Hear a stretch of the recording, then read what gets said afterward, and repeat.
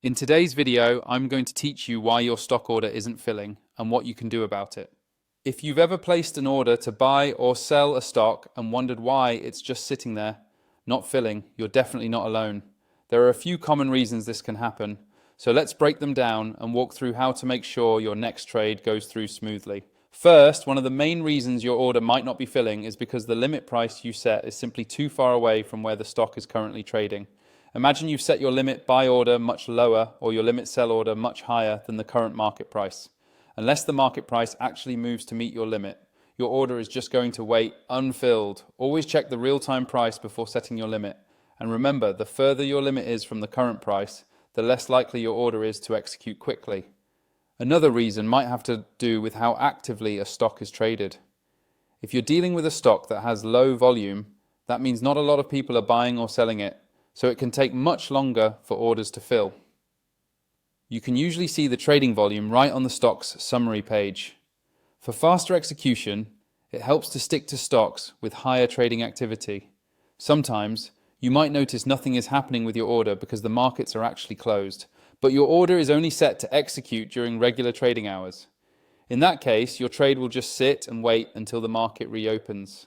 If you want your order to potentially fill outside normal hours, you'll need to adjust your order settings.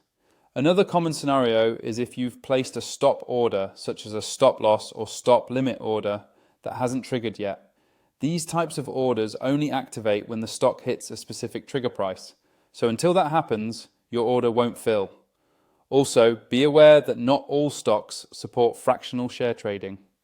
If you're trying to buy or sell a fraction of a share, but the stock doesn't offer that option, your order won't go through until you adjust the quantity. So, what should you do if your order isn't filling? Start by going to the individual stocks page. Click on Trade and choose either buy or sell, depending on what you want to do. Next, look at the order type. If you need your order to fill immediately, switching to a market order is often the fastest way. Keep in mind though that market orders fill at whatever price is available right now.